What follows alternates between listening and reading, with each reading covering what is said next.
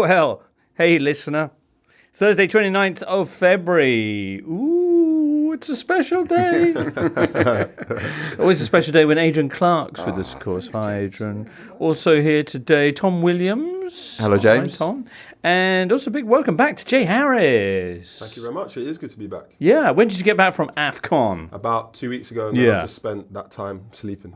Brilliant. Did you have a brilliant time there? I did have a brilliant time. Really unique tournament and experience, and anybody that's ever thought about going should definitely go. What was your best bit? I think when Ivory Coast beat Senegal on penalties, because everybody just expected they'd get knocked out, and it was the interim head coach MS-Face's first game taking over for people that don't know, Ivory Coast kind of sat their head coach in the middle of the tournament. Senegal scored after 3 minutes. The fans let off this red flare, and I just felt like it was all going to end in tears for Ivory Coast. And then next thing you know, they'd gone on and won the competition. Magic. Exactly. Magic of the cup. It was. Right. What was the best food that you ate for the first time in Ivory Coast? I had some very, very nice like grilled chicken and plantain. As simple as it was just done extremely well. So it was good. Classic. 29th of February, as I say, of course, it's leap year. And Turalde says, in case you do questions for the show, how does Duncan feel recording a podcast on a leap year day? Duncan's not here, Ander. That's how stressed out he is by this statistical anomaly of the leap year. No one knows where he is. But he did do the leap year Ferran Torres gag on Twitter. Happy 6th birthday to Ferran Torres. Still so impressive you scored a Premier League hat-trick. So that's nice. And I also asked for some top leap year content. We'll have a little bit of that later on. Should we mention the news story that's just got us buzzing? Cristiano Ronaldo getting a 1-game suspension. Adrian? It's just remarkable that he still gets wound up by Messi, but that he thought people chanting Messi. I know, but the gesture itself was just so low rent. Can you describe the gesture? No. It's like a vulgar thrusting. Like a clock fist bump, but not chest height. I think it was vulgar.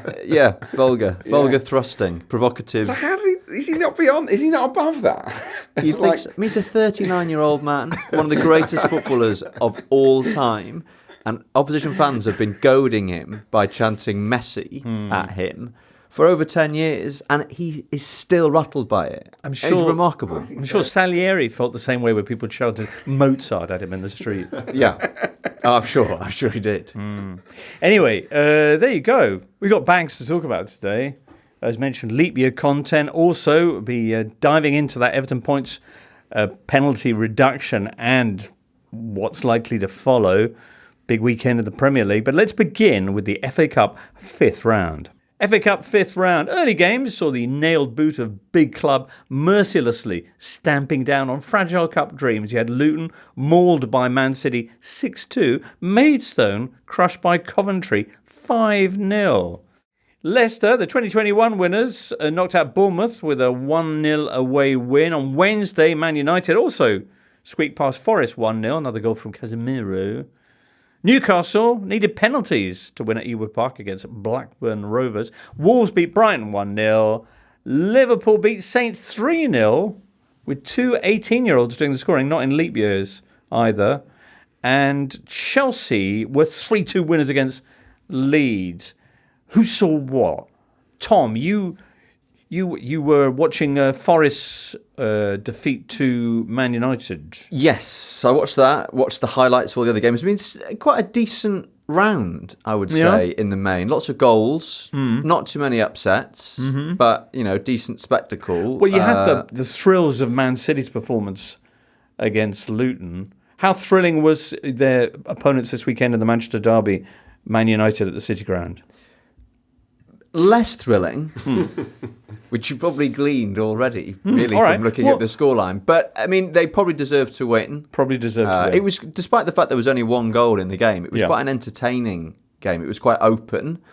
Both teams going at it. United had most of the ball, hit the bar early on through Anthony, but Forest looked really dangerous on the counter-attacking. United had this patched-up back four of Diogo Dalot, Victor Lindelof, Rafael Varane and Sofian Amrabat, who must be the one of the kind of least qualified auxiliary left-backs that the game has ever seen. Well, their early season malaise was often attributed to his use in that position. Will that be the plan this Sunday when they face Man City, do you think? Well, the difficulty is that both Luke Shaw and Tyrell Malacia are injured. Aaron Wan-Bissaka is also injured. So they've only got one fit senior fullback in Diogo Dalot, who's actually been one of their better players this season. Was very good again last night against Forest. So he is the only fullback they have. I mean, there must be someone who just slightly quicker, Fulham, didn't he? Yeah, and I wondered when I saw the starting lineup whether they might put him there and put Amrabat in the middle, because the risk with Amrabat on the left-hand side is that you can expose him. And I was slightly surprised that Nuno Espirito Santo put Divock Origi on the right and Anthony Elanga on the left. I mean, Origi actually had quite a good game, created quite a few chances for himself, probably came about as close to scoring as any Forest player did. But Elanga is one of the quickest players in the division and would have had Amrabat on toast, but ended up playing on the left-hand side and actually didn't get too much out of Dalot. Who do you think Pep will put on the left come Sunday? On the left or on the right? Well, against Amrabat, on United's left? Yeah, that's what I mean, yeah. Sorry. Either Bernardo Silva or Phil Foden, I would have thought. Okay. Doku doesn't play that side, does he? No. But otherwise he would have a field. I mean, I'd put Jeremy Doku on that side. Then if I was a manager, humiliating auxiliary fullbacks would probably be my number one priority, above even winning matches and trophies. So. Right. Well, perhaps City can do both. City in remarkable form, as mentioned. 6-2 their victory away at Kenilworth Road on Tuesday. Some numbers here. I mean, Erling Haaland scoring the first 5 of the goals. 4 of them were assisted by Kevin De Bruyne, or was it all of them in the end? 4. One of them by Bernardo Silva. Okay. Of course, Erling Haaland has also previously scored 9 in one game, but I think that was against Tahiti. Was it not Tahiti? It was someone like Tahiti. Yeah, it might have been Tahiti. It's his 20th career hat-trick as well. Is that right? Yeah, which is already more than Sergio Aguero, Zlatan Ibrahimovic. It's more than Harry Kane, more than Mbappe.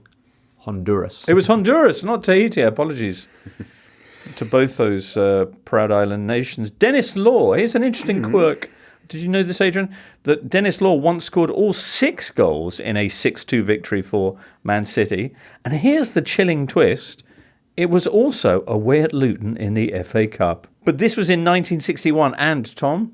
Well, the even weirder twist was that it didn't count. Yeah. Because look for it in the records. The game was called off. Yeah.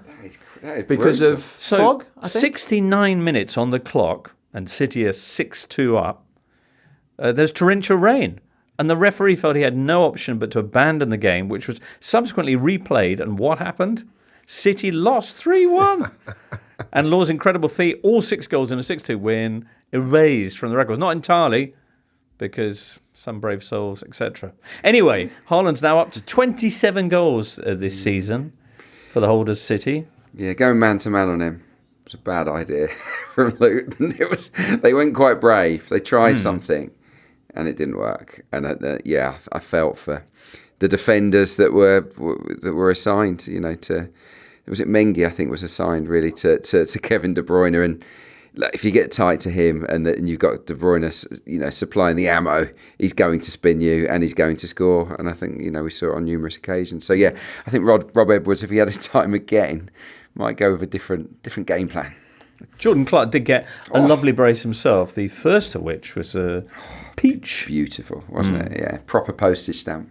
And the second one was lovely as well. Yeah. Little scoop pass by Ross Barkley, and he chests it down and slams it in. And it was only 3-2 at that point. So, a fleeting frisson of jeopardy. What do you think is going to happen this weekend then at the Etihad? Last season, this fixture produced the highest scoring Manchester derby of all time, 6-3, with Haaland getting a hat-trick, Foden as well.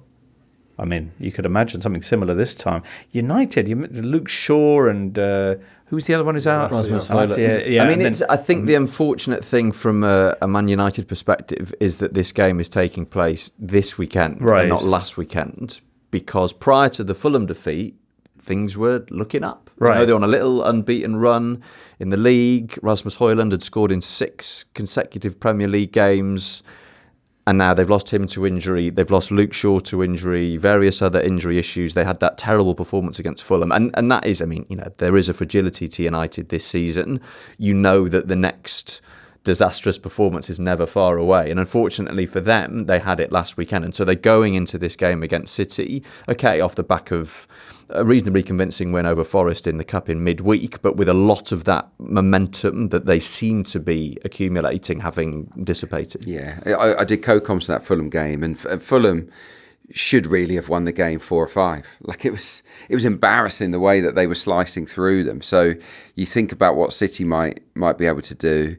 I think he might have to change and just maybe put Bruno in maybe one of the wide spots, because he's short of wide players at the moment, isn't he? So he's got Rashford really as his only striker. Garnacho's got to play, and then it's one other. And I think you probably put Bruno there and just have 3 proper central midfielders in there just to block up that central area, because if they don't, I think City will wipe the floor with them. I mean, the performances for Man United have been way worse than the results, haven't they? I mean, all season. So, yeah, I think against a quality side like City who are in form, it could be a problem. Højlund's absence is massive. It's because he gives them that threat, doesn't he, in behind, and Rashford, it just doesn't look himself again, does he? He has these periods, and he's in that moment right now, isn't he, where he looks a shadow. Well, that's Sunday 3:30 again. That slightly earlier Sunday afternoon slot. I'm not sure what the thinking is there, but returning to the FA Cup. Mentioned Leicester beating Bournemouth at the Vitality. That was in extra time. Incredible goal from Abdul Fatawu. Leicester in the quarterfinals will be facing Chelsea, who were 3-2 winners against Leeds on Wednesday. Jay, were you at that game or watch it? I was watching it from Right. Home. What did you see? First 10 minutes from Chelsea was very nervous. Definitely had a hangover from the Carabao Cup final. The contrast between the two teams at that point in the game was massive. You had Leeds comfortably playing out from the back. You had 17-year-old Archie Gray in midfield who looked far older and far more experienced. And Chelsea just looked like a bag of nerves. Axel Disasi in particular took some very heavy touches, plays a really bad pass in the build-up to Leeds' first goal. It was Robert Sanchez's first game, I think, since early December. And everybody just looked rusty. You had Alfie Gilchrist, who's a right-footed centre-back, can sometimes play right-back, playing at left-back against Dan James. It just looked very, very muddled. Cheers for that, Poch. Yeah, exactly. You've got Matteo Joseph, this 20-year-old striker for Leeds, who scores his first career goals. So Leeds didn't have Jorginho Ruta, who's one of their better players. Crescencio Somerville and Willie Gnonto were on the bench. So this wasn't Leeds at their strongest, but they just looked so much better. But fair play to Chelsea. Nicholas Jackson's first goal his goal was very well worked. It kind of came out of nowhere, settled down a little bit, but it still just made it really, really difficult for themselves. I was thinking about it earlier. The best way to describe the game and Chelsea's performance is it's like passing a test at school where you get the bare minimum to pass. Right. So it's like, okay, we've passed, but mum and dad are not going to be happy that we've we've not done like it with a 2 degree. Yeah, exactly. It's Nothing like a wrong 2 with those, degree. I wouldn't know. It wasn't good at all. But also, they played 3 different right backs in the game, and I think that kind of sums up just how muddled they are. They changed right back twice? Multiple times. So Malo Gusto starts at right back, then Poch kind of shuffles the pack, and then it's Alfie Gilchrist goes from left back to right back, and Gilchrist gets taken off, and I think it's Trevor Chalobah who goes there. Okay. So it's just very bizarre. I think that kind of sums up Chelsea, that it's just such a mixed bag of a team. Matteo Joseph, by the way, his father is Emil Heskey's cousin. Yeah, and he took his goals really well. The first goal in particular just kind of pounced on an offensive mistake, and then the second one, it's great movement for his header. It was Conor Gallagher who finally got the winner for Chelsea, who's suddenly in the goals kind of almost every game. It took him a while, didn't it? I think his performance levels have been pretty good this season. He's been one of their best players, hasn't he? But he hadn't found the goals. And when you play in that number 10 position, that's kind of where he's been. You do need goals to justify your inclusion in that role. So he's in a good run of form, I guess. Mudrik's finish was quite tidy, and it was nice to see Enzo Fernandez finally do something for that winning goal. I mean, other than sort of just be there. I mean, seriously, I don't get it. I don't get it with him. Like, what did they see in him to make him the record transfer?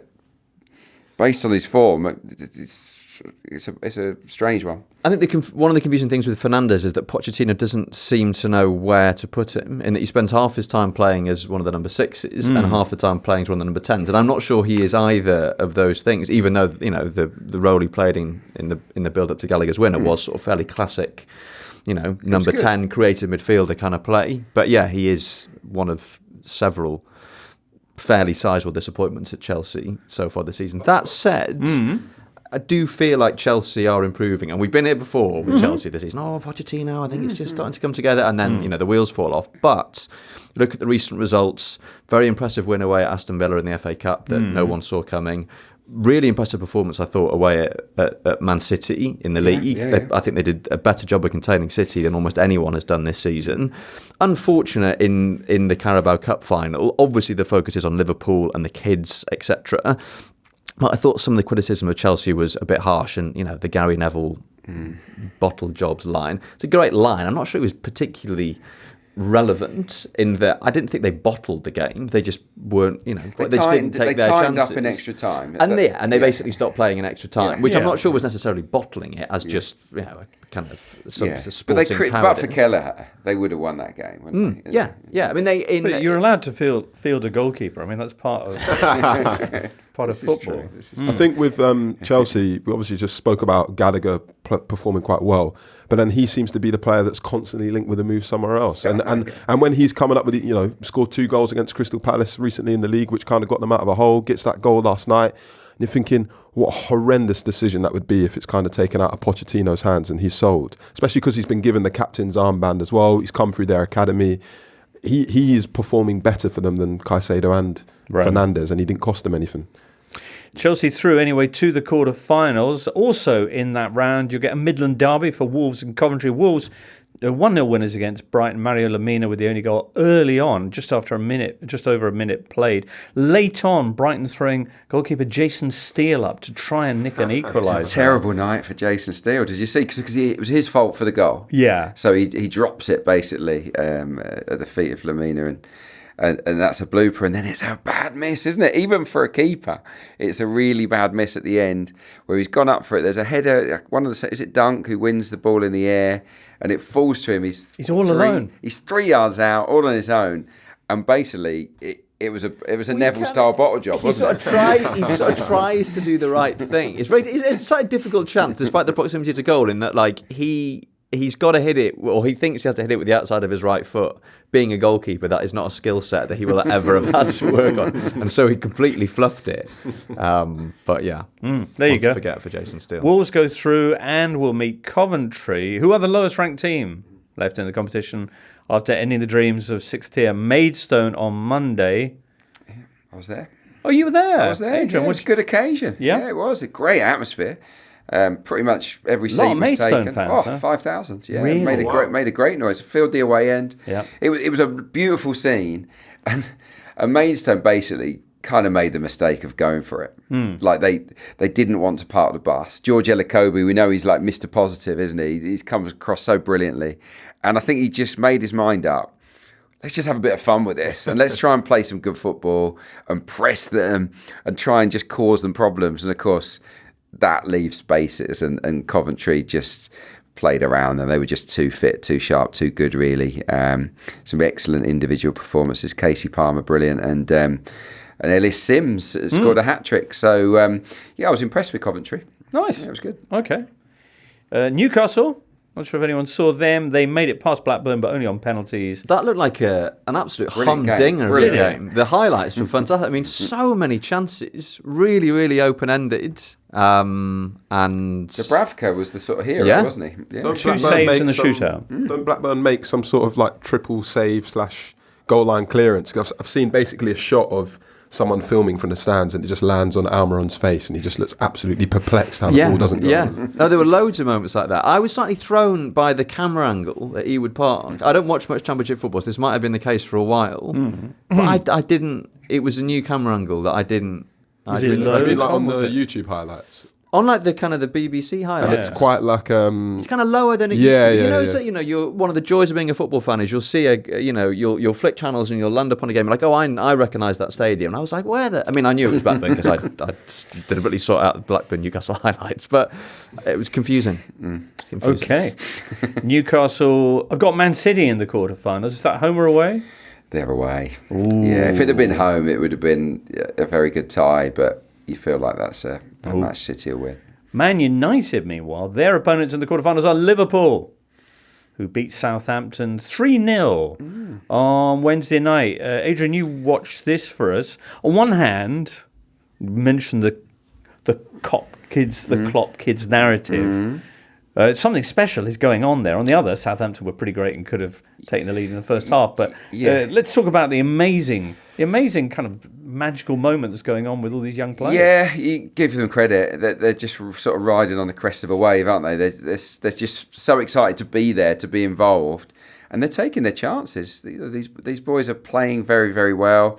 Jayden Danns came off the bench, son of Neil Danns, who's only just retired. He was playing like last year or the year before at Macclesfield. So, that's how young he is. He comes off the bench. So his first game for Liverpool, he wins the League Cup. No, he made his Premier League debut last weekend. Right. Then he wins the weekend before the Carabao. Then he wins in the Luton game. Yeah. Then he wins the cup, plays and did all right actually at Wembley, and then he comes off the bench and scores 2. And what a brilliant first goal! Tom, you mentioned this before. Incredible. But you think about like a young kid out of the academy playing at home in a game like that in front of the Kop, and the ball gets played through to him down the inside right channel, and the composure that he showed to just dink it over the goalkeeper. Sensational. Yeah, Joe Lumley made it easy. If I was being critical, he comes out too fast, and it's one of those where I think most players in that position would have looked at the keeper and thought, got to dink this, but he executed it brilliantly. The second goal was just as good for me because it's a shot from Connor Bradley that's parried, but he's anticipating the rebound like way quicker than any of the defenders. He's onto it in a flash, scores a second. That was his second, Liverpool's third. The first goal had been scored by Luis Kumas. Yeah, Jason Kumas, his son. Also a good goal, no? Yeah, really. Well, it's a lucky goal because he cuts inside and he's really aiming it for the other corner, and it hits a deflection. It goes into the near post. So he's quite fortunate. I have to say, up until that goal, the kids were really struggling, and Southampton were unbelievable. It's not unbelievable to me because I've watched them a lot this season and I know what they're capable of. Again, it's sort of Saints reserves as well. A lot of players rested. But the way they played out from the back was just carving Liverpool open at will. And they created, I would say, half a dozen clear chances. Kelleher was brilliant again. Some of the finishing was woeful. But they could have scored 5 at Anfield. It wouldn't have been unfair.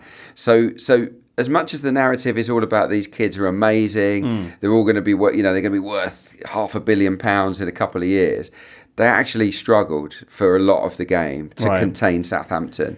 There was not a lot of protection for the defence. And the other interesting thing tactically from Liverpool was that Joe Gomez played central midfield in the game, which I don't think I've seen him play before. I think right back, centre half, left back, never centre mid.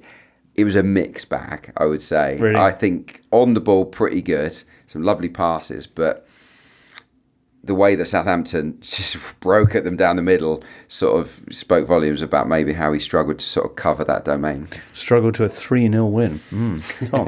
Just on Jayden Danns, he's actually from a musical family. Oh, yeah? Which I've discovered from having a look at his dad, Neil's Wikipedia page. So Neil's dad, who was also called Neil, so Jayden Danns' grandfather, was a backing singer on the UK's entry in the 1987 Eurovision Song Contest. Seriously? What was that? Only the Light, performed by Ricky. Before my time. I have no recollection of that. Only the Light, performed by Ricky, and that's Neil Danns. You can hear just pair that you can hear. You can hear in the background. Not only that, but Jayden's sister Hayla represented the UK in the Junior Eurovision Song Contest 2023. Okay, how'd that go? I should have checked this before. Hang on. Well, I can build up some suspense now. Yep. You're doing a little scroll. Hang on. I'm not Fourth. Fourth, okay. fourth. All right. With their group, Stand Unique is the name of the group, and the E in Unique is a 3, a stylised 3. And there's more. Neil Dance himself, so the son of Neil, father of Jaden, also musical himself, took a video editing and production course at the London Academy of Media, Film and TV. And there's a great line here on his Wikipedia page that just says, he was reported to be about to release a single, but did not. That appears to be where his musical career began and ended. But still, musical genes. Dance music. Dance, there you go. Yeah. I mean, would have been spoiled for choice on the. What an annoyingly talented family. Well, indeed so, Adrian. Indeed so. Well, that's enough FA Cup for now. Liverpool this weekend are going to be away at Nottingham Forest. We'll touch on that because it's been a big week for Forest. What with one thing and another. The other, perhaps, being in particular the PSR ruling relating to Everton, and we'll get onto that next. Points penalty news this week. Everton's 10-point penalty for breaching profit and sustainability rules got reduced by 4 points to just 6, sending the Toffees rocketing up to 15th in the table. Good news and not, potentially, because the appeals panel ruling also specified that only a points deduction is appropriate for a breach of Rule E51, which is the relevant one. And Everton are, of course, facing a separate charge of breaking that, as are Nottingham Forest. Wow. Matt Slater's on the line. Matt, I've just told you lots of things you already know and much more. So, first of all, how much should Everton be celebrating?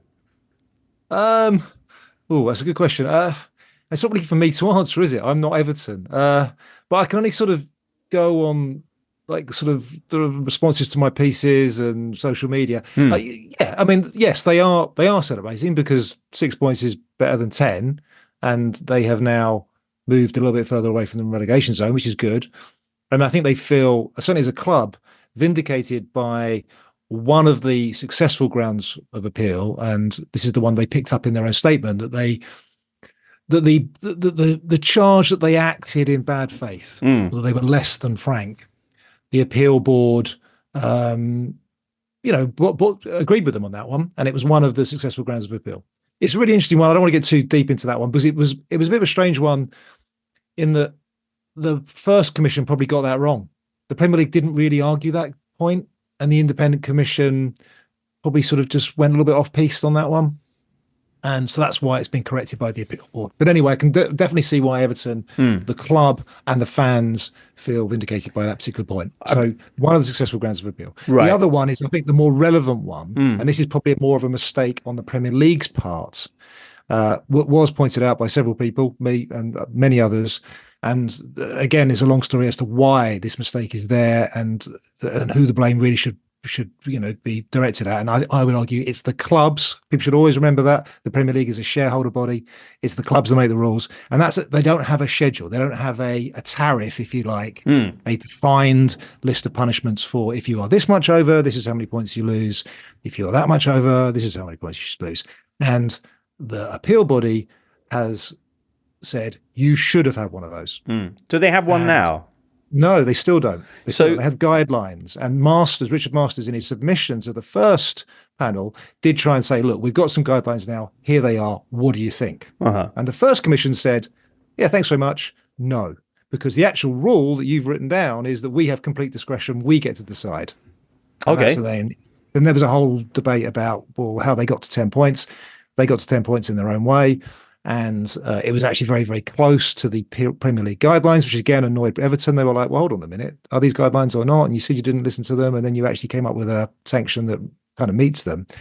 Long story short, the appeal body has looked at all that and gone, that was a mistake. It's still a mistake. You should probably fix that.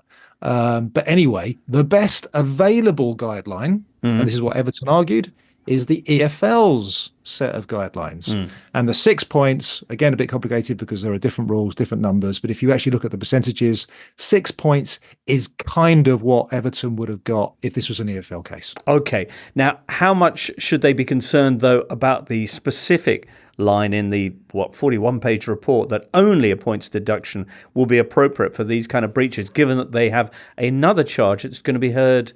When is the next charge? In March? Yeah. A couple of weeks. Yeah. So that's huge, and it's huge not just for them. It's huge, obviously, for Nottingham Forest, right, and for several other clubs who are sort of teetering on the brink and may well be in this trouble at some point in the future, right? We shall see. It's definitely a significant issue for Everton second time around, and I would argue probably even more significant for Forest, because there will be more mitigating factors for Everton second time around. The obvious one being sort of double jeopardy. We've already been punished for a lot of this already. Yes, we know it's a rolling period, but they will have the advantage of saying, which they didn't get this first time around, our losses have been coming down. The trend is better, i.e. our direction of travel. We are trying. So I think that will be a mitigating factor this time around. Nottingham Forest, first time up. We still don't know yet, how much they breached. We can guess, but we also know that their main point is the timing of the sale of Brennan Johnson. They willingly did that. They did it for if you like, good reason, sensible reasons to do with sustainability. They got a better price by delaying, but they did knowingly, I think, breach the rules. And this appeal body has just very clearly defined that when we're talking about this rule, profitability, sustainability, and you blow the threshold, a sporting sanction, points is the appropriate penalty, and our starting point is 6 points. Wow! Right, you mitigate down, aggravate up. So that's your starting point. 6 points. Away you go, Forest. Try and knock us down from 6 points. Okay, Nottingham Forest, who are currently 4 points above Luton and the bottom three. So their hearing's going to start next month, as will Everton's, I believe I'm right in saying. Forest next week. Oh, Forest is next week. Yeah, well, which is next month. Yeah. And then there's going to be a set of appeals, probably, you'd imagine. What are the chances that the season will end without us actually knowing who's staying up and who's going down? Kind of like a Schrödinger's Premier League. Very good chances. In that, look, we've seen just how long these cases take. They're actually going as fast as they can. They're actually going at sort of breakneck speed. If you look at the history of these things, certainly compared to the EFL and well, as the EFL is probably the best example. So they're going as fast as they can. But these are complicated matters. You've mentioned of how long the rulings are. There will almost certainly be an appeal. So we should have, if the Premier League sort of sticks to its timeline, and they are trying to do this again for good reason, because they want justice to apply in the appropriate season, that whole justice delayed thing. So they want a ruling by, is it April? Yeah, early April. April 15th, I've seen for Forest. Yeah, there you go, well done. Early verdict, so April, and then an appeal.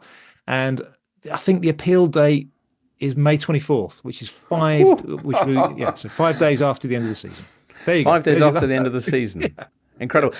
VAR, I think, has enriched the game enormously for lots of people. A goal is scored. Did it happen? Can we celebrate? I don't know. A little bit of suspense. And now we're having that for the league table as well. It's the logical conclusion. It's the direction of travel. Fantastic. Matt, what you're suggesting is that that's how this season's going to end, and probably we're going to see more of this kind of thing next season too. Really short answer, yes. All right. Excellent. Thank you so much for stopping by to fill us in on this week's remarkable events. I look forward to catching up with you and reading your work in the meantime soon. Matt Slater there, who you can read along with a bunch of other very informed people breaking down this week's decision and all the kind of subsequent and previous ones on theathletic.com. Adrian. It seems unacceptable, really, that we could end the season not knowing who's been relegated. I just think it's crazy. Couldn't everything right? Matt's just said they're doing it as fast as they can. Just from the outside looking in, it feels like maybe you could do it a little bit faster, just to get it done before the end of the season. But yeah, strange times. I mean, it could be worse. This does happen elsewhere in Europe, and sometimes you have seasons that are 2 days away from starting, and there are 5 or 6 teams that don't know which division they're going to be in. And I guess we're not used to that happening here, but. Oh, I didn't even know that. Yeah, well, there was one in France last year. There was, I think it was to do with the relegation between Ligue 2 and the National, which is the third tier. And there was a game between Bordeaux and Rodez that had to be called off because a fan attacked a player.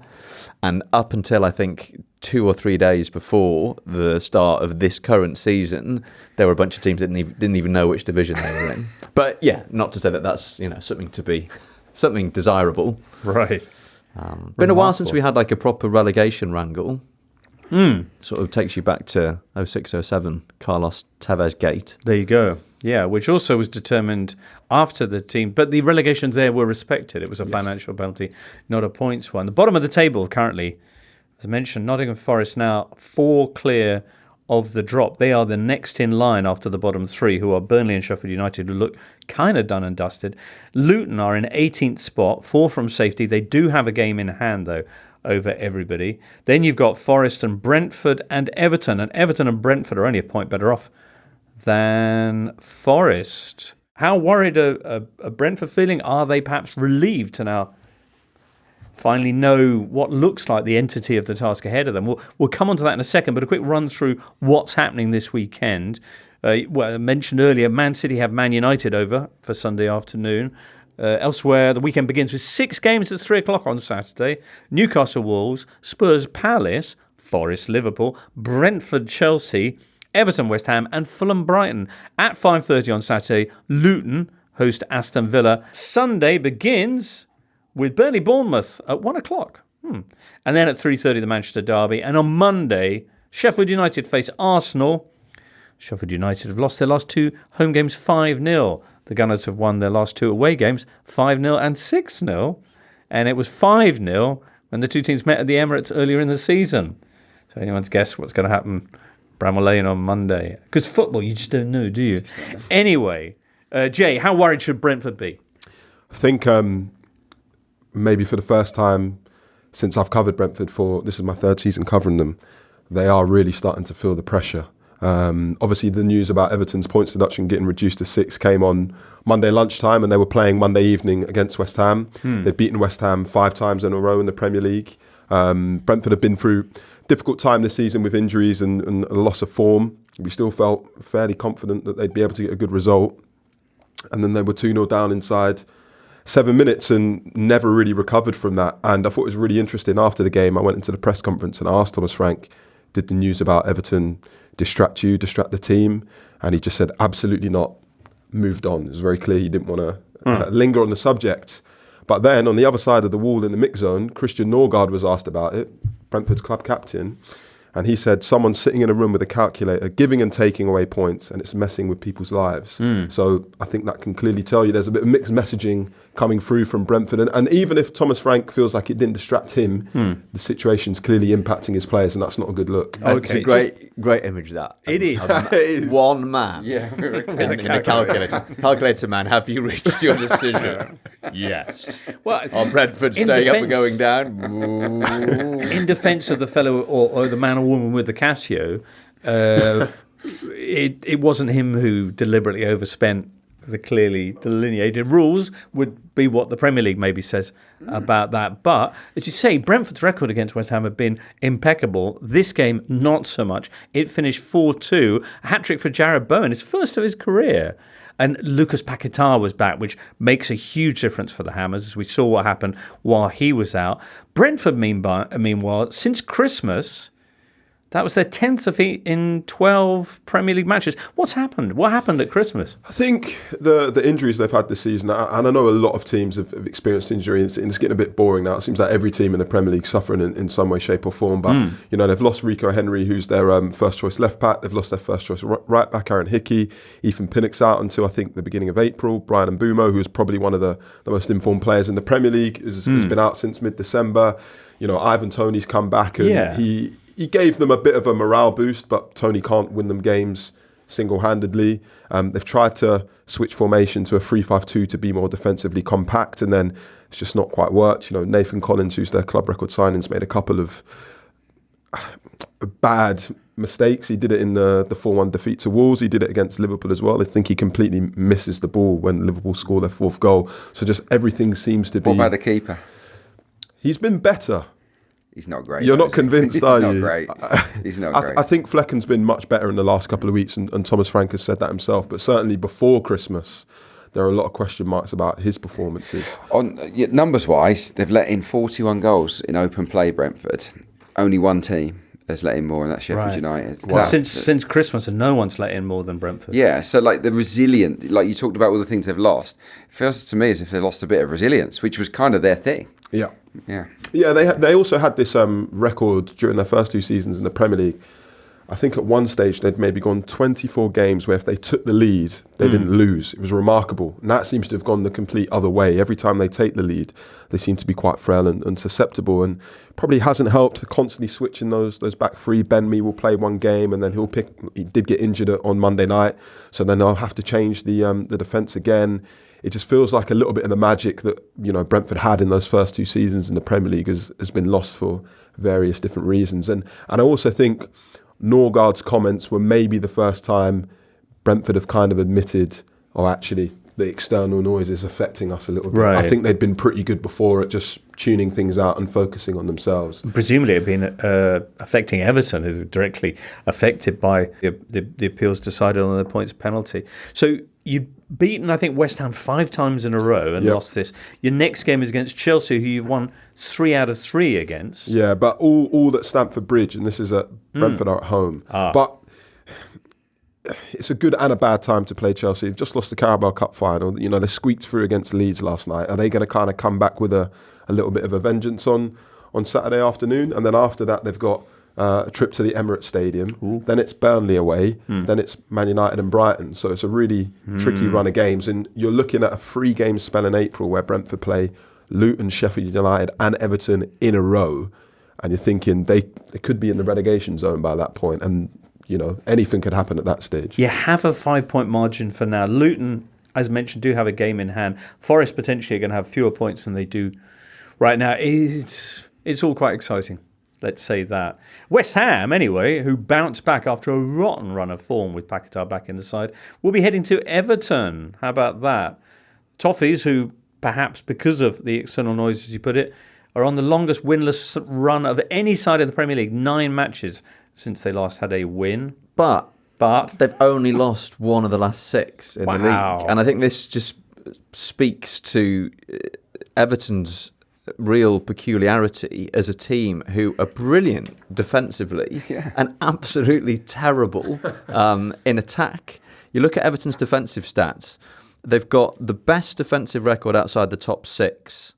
I think in terms of XG conceded, only Arsenal and City have done better than them since the turn of the year. Only Arsenal have kept more clean sheets in the league, but they can't translate those clean sheets into wins because none of their players score goals. And Dominic Calvert-Lewin hasn't scored since October, I think. And for all that there are, you know, talented attacking midfielders who pop up with the occasional goal, Dwight McNeil, Abdoulaye Doucouré, Jack Harrison, they just seem to be stuck in this rut of, you know, really sort of... No, let me say that again. They seem to be just stuck in this rut, and you go back to the game against Brighton last weekend where they are within touching distance of a really important win, and they concede a 95th minute equaliser to Lewis Dunk. I think the form that Everton showed in the immediate aftermath of the announcement of the points deduction showed that, you know, when all the, you know, kind of pistons are pumping and all the engines are firing, they are capable of winning games, but you know that's the real problem at the moment, and it's, you know, it's been the case for a while. They just can't score goals. Indeed. All right, we'll touch on Forest, what awaits them, and some of the other key things to look forward to this weekend next. Top of the Premier League table has Liverpool on 60 points, of course, 1 ahead of Manchester City, who are themselves 1 ahead of Arsenal. This is only the second season in Premier League history where 3 teams have had 58 or more points after 26 matches. The previous one, 2018-19, when it was Man City and Liverpool, and the Spurs, quaintly enough, Spurs, who then had a disastrous end to the campaign. They only won 3 of the last 12 matches. That was the season that they got into the Champions League final, and they also moved back into their stadium, and it was the last days of Poch, etc. Anyway, so exciting. It was potentially the greatest Premier League title race we've ever seen. This one that we're living through right now, in that we've never had a true 3-team title race. You have title races where 3 teams are in contention. What about the one where Chelsea was in contention with the Leicester season? Yeah. But what I mean by that is, imagine a scenario, if you will, where 3 teams are in contention to win the title on the season's final day. Wow. And we've never had that. We've come close. Leicester cruised it in the end, didn't they? Yeah, Leicester won the league by 10 points that season. And you've had seasons where you've had 3 teams who are kind of up there, but one has always fallen away, and it's ended up being a kind of a 2-team shootout. But imagine if it's this close. This is why other goal differences being talked about, and obviously Arsenal. Well, Arsenal have been smashing them in lately. So, amazingly, I think Arsenal do have the best goal difference by 1. That goal difference for you: Arsenal 39, Liverpool 38, Man City 33. 33. Yeah, what are City up to? Not that I'm keeping a close eye on it or anything. Just in Italy, just on the subject of goal difference, amazing stat we mentioned on Tuesday. Inter over in Serie A currently got a goal difference, had a goal difference of plus 51. And the incredible thing about that is no other side has even scored 51 goals in Serie A. But they went and added another 4 goals to that in absolutely hammering Atalanta. Anyway, all very dramatic. And they've only let in 12 goals, just looking at the Serie A table. Yeah, they're in 26 clean sheets games, all over. They're just mad. Yeah. Anyway. 12 points clear. Back to the Premier League. Adrian, you're of the opinion that this might be a good time for Forest to play Liverpool. I do think that. I think it's such a good feel-good factor around Liverpool. But because the kids have come in and they've done well and they've won the cup and they've beaten Southampton. But the reality is they could easily have lost both those games. And the Chelsea had loads of chances. Southampton had an amazing amount of chances. This is an away game in the Premier League against a highly motivated Nottingham Forest. I think this is a tricky test. This is a harder test in many respects for the youngsters than the 2 previous ones. They're not worried about anything at the moment. The more games that young players have, the more that things might level out a little bit. Right. Is my sort of honest appraisal of it. So yeah, I think Forest can be competitive in this game. Obviously, we don't know who's going to be fit for Liverpool. I mean, Darwin Núñez looked fine, didn't he, the other day? I mean, that was extraordinary. The hurdling technique was different gravy. But so I'm assuming he might play. But it's still going to be a patched up Liverpool side, and I think Nottingham Forest, who've scored in every game, remember, under Nuno in the Premier League. They've got Awani, who's a real handful. Elanga, talked about him earlier. Morgan Gibbs-White. They've got players that can create against Liverpool. So I think this is a tough test. And they've not been battered by anyone at home. I think Spurs won 2-0 there, and that's the biggest sort of defeat Forest have had on home turf this year. So I think it's going to be close. They also won this fixture 1-0 last season, did Forest? Exactly. There you go. So could see a change atop the table with the City heavy favourites to be United at the weekend. Arsenal, as mentioned, waiting till Monday for their trip to Bramall Lane. Down the other end, Luton are hosting Aston Villa. It'll be interesting to see how Luton set up. Obviously, after their tactical experiment against Man City backfired. Leon Bailey, I just wanted to give him a shout out. I've just written a piece on him. Where can we read that? Premier League's website. I'm not sure when it'll be out, but it'll be out before the weekend. And in it, basically, I rave about him because I think he's got to be considered one of the most underrated players in the Premier League. His numbers are extraordinary. 8 goals, 7 assists. You think, okay, but they're all in open play. And in open play, his goals and assists per 90 are the best of anybody in the division. It's he is producing a direct goal involvement in open play at a faster rate than any other player in the league. How fast is the rate? It is. Let me just get my piece out. Why do you think he's underrated?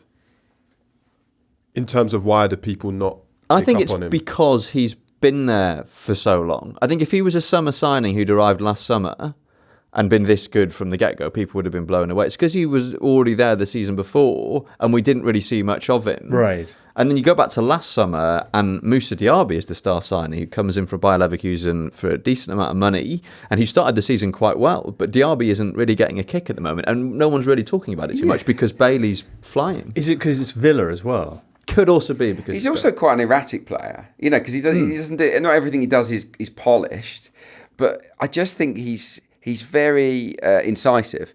By the way, 84 minutes per goal involvement. Goal or assist? Goal or assist. Incredible. 1.07 per 90 minutes.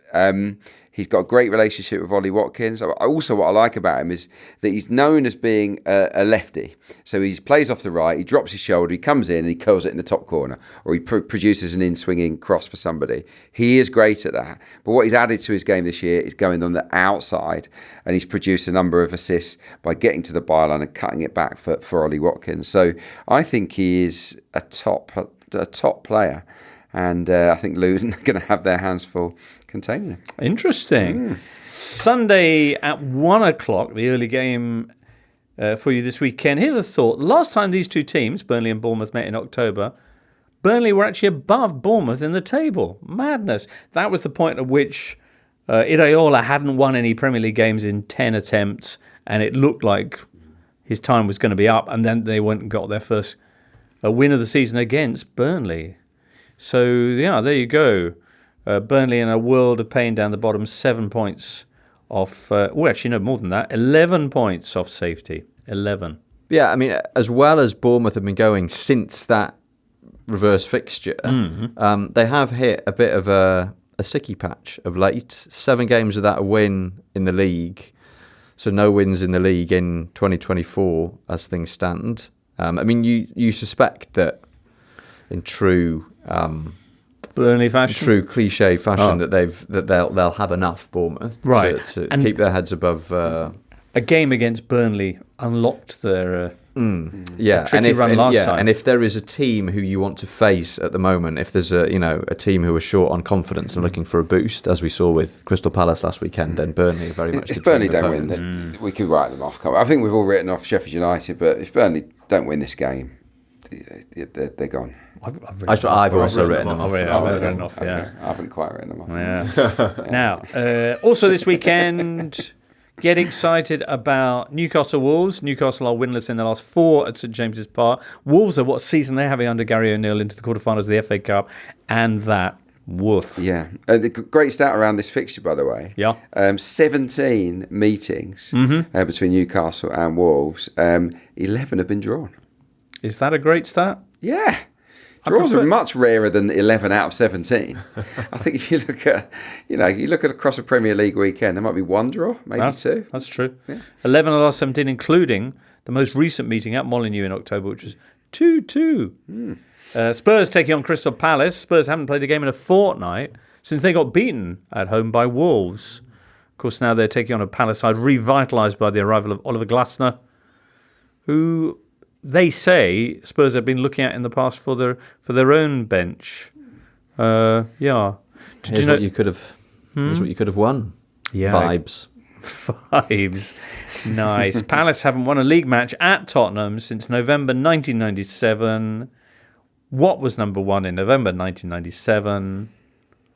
I know because I've read it and Charlie's notes. Oh, you can't say that because then it sounds like, yeah. I don't know. Tell us, James, please. Barbie Girl by Aqua. Yeah. What a song. Oh, do you know what? That's that game. Yeah, and it was. Yeah, tune as they say. Yeah, that game was Christian Gross's first game in charge. Mr. Tube Ticket himself of Spurs. Fantastic. You've got Fulham against Brighton. Seagulls have never beaten the Cottagers. They've had 7 Premier League meetings.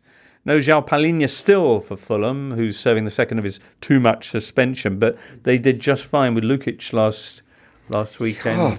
He was good, and I tell you, they surprised me. Rodrigo Muniz. I mean, they spent all that money on Breuer to bring him in on loan, and basically it was just done to give him a rocket up his backside because Muniz, he just looks unrecognisable. I mean, he wasn't. He didn't score. He didn't score in that game, did he? Hit the post. Yeah, exactly. But he was good. He was a proper handful, and they didn't take him off. It's. I think Fulham probably favourites for that. Brighton have got so many good players out, haven't they? Yeah. So Kara Mitoma rather, going out for the rest of the season. They say with a back problem. They're already without Solimarch and João Pedro for an extended period. They've got this game, and then they got Roma next week in the last 16 of the Europa League. Now, it is February the 29th, so can't go without mentioning quick on this day for Ander and anyone else who's excited by leap year content.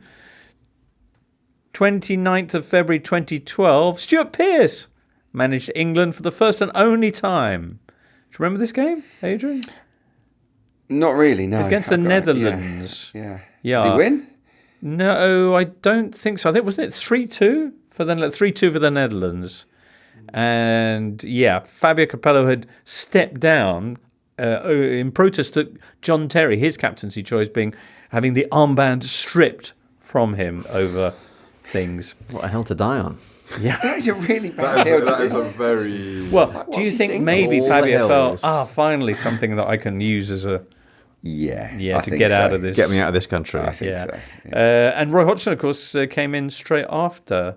Also, this is maybe the one I should have led with. February 29th, 2004, what happened? Borough won the only major trophy in their history. Steve McLaren's Middlesbrough beating Big Sam's Bolton. These were different times. 2-1 to win the League Cup in a game played at Cardiff, because, of course, they were still building Wembley.